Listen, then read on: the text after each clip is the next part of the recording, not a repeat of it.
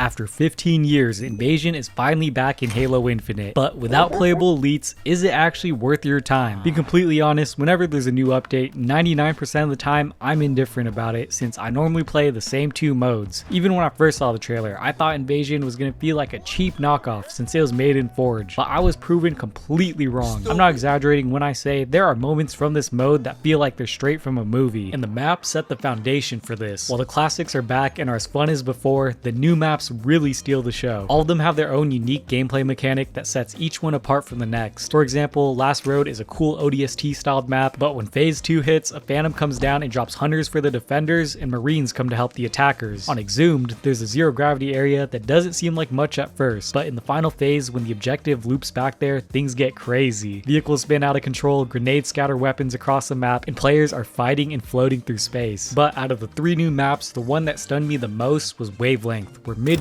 there's a 100-foot drop that feels straight out of a campaign mission. I don't know what other way to put it, but it's like a slide for grown-ass men. If you time your slide right, your character just soars across, and it's so fun. But these maps only make up part of the story. What really makes a new Invasion stand out is how it plays. Compared to Reach, there are major improvements that help the mode's pacing. Instead of 6 players on each team, there's now 8, which means there's plenty of people to fight. Combine this with linear objectives, and you have moments that feel like an all-out raid. While each map has its own unique objective combos, my favorite has to be the ones where you push the payload. Surprisingly, payload fits really well with Halo's gameplay since all players get involved, making the gunfights chaotic, but it's not overly stimulating like Overwatch and Marvel Rivals. Also, the spawns are strategically placed, so there's barely any downtime, but even when you die, going through the menu to choose your loadout and respawn area makes it so you're not just bored sitting on the death screen. And of course, we have to address the loadout system. The ability to choose how you approach each life adds a fun layer of strategic depth that's been missing from Halo for a while. I remember back in Halo 5 Warzone when Ice Spiteful and Pingy would stack damage boosts with camo to make fun builds just to destroy the enemy team, and there's glimpses of that creative playstyle in this Invasion. In the first phase, it's as simple as trying to get the camo mangler combo, but what's cool is that you're not limited to just your team's equipment, because you can loot the enemy bodies and also get whatever they spawn with. So in last phase, I'll stack camo, OS, grapple with whatever power weapons I can find just to make myself a walking tank. I already know what you're thinking, that sounds broken as hell.